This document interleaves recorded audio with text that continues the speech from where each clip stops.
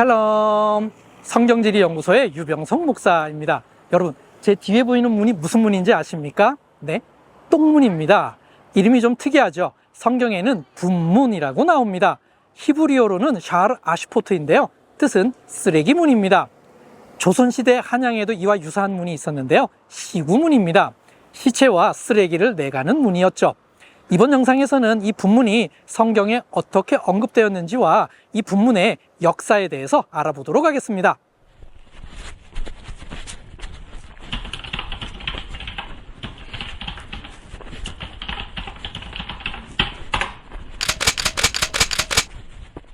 분문은 성경의 느헤미야서에만 나옵니다.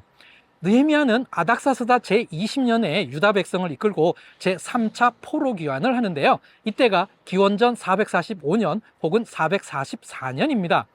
분문은 느헤미야서에서 3개의 맥락에서 나옵니다. 첫 번째는 느헤미야의 순찰입니다. 느헤미야는 예루살렘에 도착한 지 3일째 되는 밤에 성벽 재건을 위한 순찰을 도는데요. 이때 분문에 대한 언급이 처음으로 나옵니다. 제가 있는 이곳은 다윗성 주차장 발굴 현장인데요. 느헤미야 시대의 골짜기 문은 이 발굴터 근처에 있었을 것으로 추정됩니다. 느헤미야는 골짜기 문에서 출발해서 용정, 즉 엔노게를 돌아 분문에 이르렀고, 더 나아가 샘문과 왕의 못을 지나면서 무너진 성벽을 돌아본 후 다시 골짜기 문으로 돌아갔습니다. 두 번째는 성벽과 성문 재건 목록에 언급되었습니다. 느헤미야 3장 14절에 의하면 분문은 베타케렘 지방을 다스리는 레갑의 아들 말기야가 중수하여 문을 세우며 문짝을 달고 자물쇠와 빗장을 갖추었다고 했습니다. 세 번째는 봉헌식을 거행할 때입니다.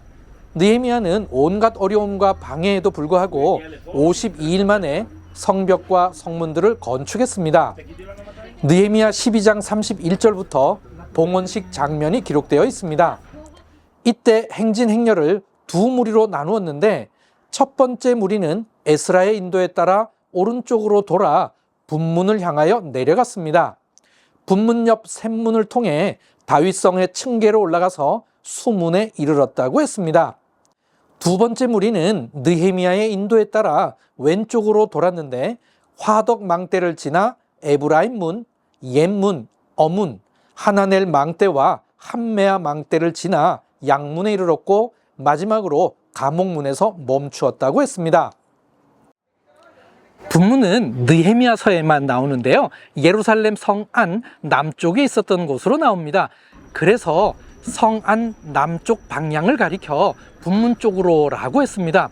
그렇다면 당시 모든 백성들이 이 분문을 잘 알고 있을 만큼 일상에서 늘 사용했던 문임을 알 수 있습니다.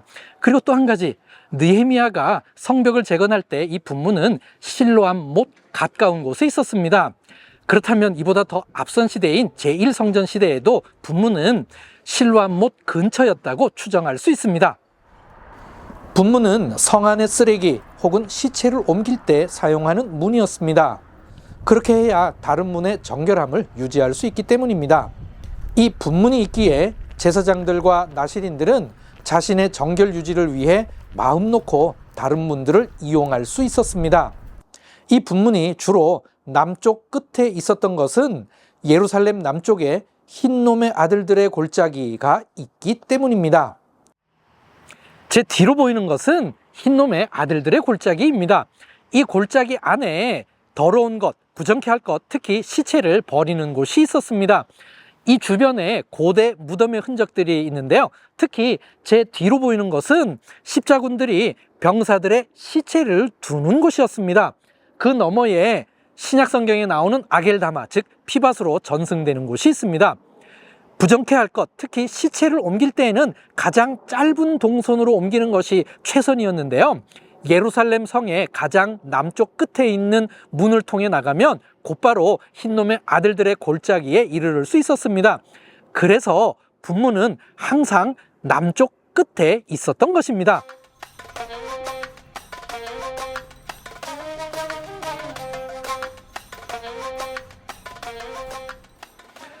헤롯 시대에 예루살렘 성 안에 남북 방향에 카르도가 있었는데요, 북쪽 끝은 성전 끝이었고 남쪽은 실로암이었습니다. 이 카르도의 또 하나의 중요한 기능은 카르도 밑으로 하수 배출구를 만드는 것이었습니다. 그래서 이 카르도는 주로 조금 높은 곳에서 낮은 방향으로 만들어 하수가 자연스럽게 배출되도록 했습니다. 예루살렘 성에서 가장 낮은 곳은 남쪽이었습니다. 그래서 실로암 근처에 있는 분문을 통하여 이 하수가 자연스럽게 배출되도록 했습니다. 이곳에 1세기 카르도 밑에 있었던 하수 배출구가 발굴되어 있는데요. 요세푸스의 기록에 의하면 로마가 예루살렘을 점령할 때 유대인들이 이 하수구를 이용해 도망갔다고 했습니다.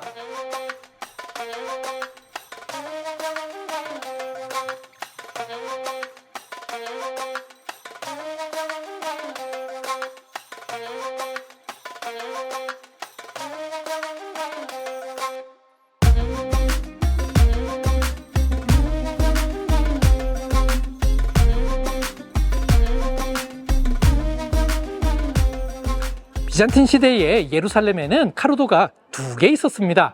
제가 있는 이곳은 서쪽 카르도인데요. 카르도 막시무스라고도 불렸습니다. 세겜문에서 시온산 방향으로 나아 있었습니다. 동쪽 카르도는 세겜문에서 실로암 방향으로 나아 있었는데요. 헤롯 시대에 있었던 카르도 위에 만들어진 것입니다. 이 2개의 카르도는 마다바 모자이크 지도에 잘 표현되어 있습니다. 비잔틴 시대에 실로암 가까운 곳에 있는 문을 여전히 분문으로 사용했는데요. 즉, 당시 분문은 동쪽 카르도 끝에 있었다고 볼 수 있습니다.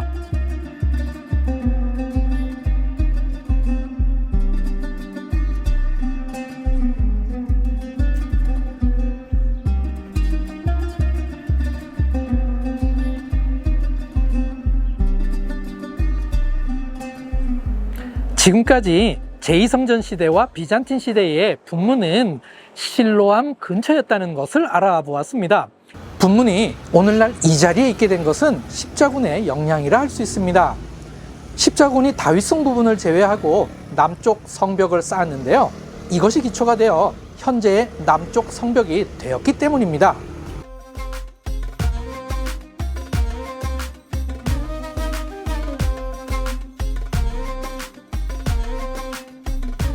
십자군들은 방어 시설을 포함한 성문을 만들었는데요.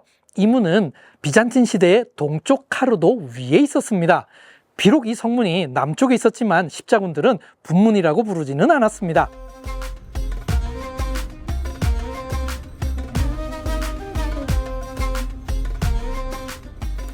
저는 지금 동쪽 카르도에 있습니다. 카르도 발렌시스라고도 부릅니다. 로마 시대부터 카르도 주변으로 상권이 형성되었습니다.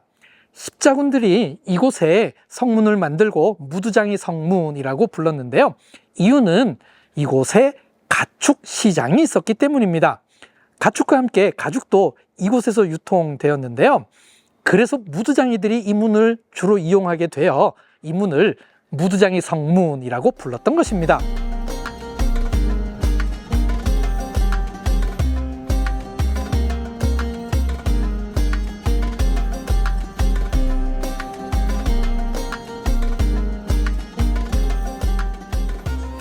이후 맘루크 시대인 1313년에 무함마드 빈 칼리우는 무두장이 문 가까운 곳에 작은 출입문을 추가로 만들었습니다. 이 작은 쪽문을 아랍 사람들은 무그라비 문이라고 불렀는데요. 당시 통고교벽 앞에 무그라비 마을이 있어서 그렇게 불렀던 것이죠. 이때 무그라비 문은 폭 1.5m였기에 보행자와 짐을 실은 나귀 정도만 통과할 수 있는 작은 문이었습니다. 처음에는 이 문은 한시적으로만 여는 문이었는데요. 1865년부터 항상 열려있는 문이 되었습니다. 유대인들은 이 문이 다윗성을 향해 있다는 의미에서 다윗의 문이라고 불렀습니다. 그런데 이 문 앞에는 쓰레기들과 오물들이 널려 있었습니다. 그래서 19세기부터 느헤미야서에 나오는 샤르 아시포트, 즉 쓰레기 문이라고 부르게 되었습니다. 오스만 터키는 이 무그라비 문을 항상 열어두게 되자 바깥에 방어벽을 세웠습니다. 영국 식민 통치 때에는 이 바깥 방어벽을 없애버렸는데요. 여전히 무그라비 문은 작은 쪽문 수준이었습니다. 이스라엘이 독립할 때 예루살렘 성은 요르단 통치하에 들어가게 되었는데요. 요르단 정부는 이 무구라비 문의 통행량이 늘어나자 1952년에 자동차도 통과할 수 있게끔 문을 좀 더 크게 확장했습니다. 이때 성문 위에 있던 마겐 다비드 문양은 유대인의 문양이라고 훼손시켰습니다.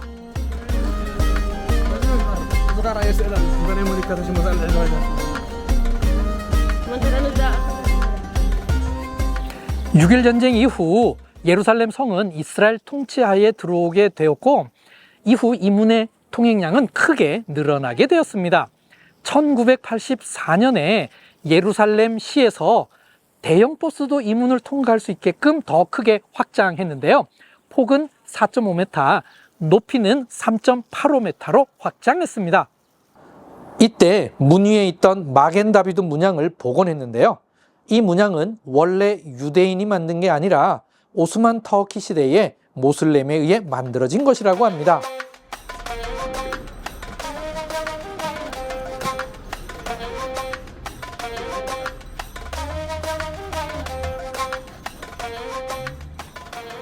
성경의 분문은 실로암 가까운 곳이었습니다. 분문은 항상 흰놈의 아들들의 골짜기와 가까운 곳이어야 하기 때문이죠. 현재의 이 문은 14세기에 만들어진 무구라비 문의 후신이라고 할 수 있습니다. 이 문을 분문이라고 부르기 시작한 것은 비교적 최근 일입니다. 지금까지 샤르 아시폿, 즉 분문에 대하여 알아보았습니다. 성경지리 연구소의 영상은 앞으로도 계속됩니다. 그럼 레이트라웃.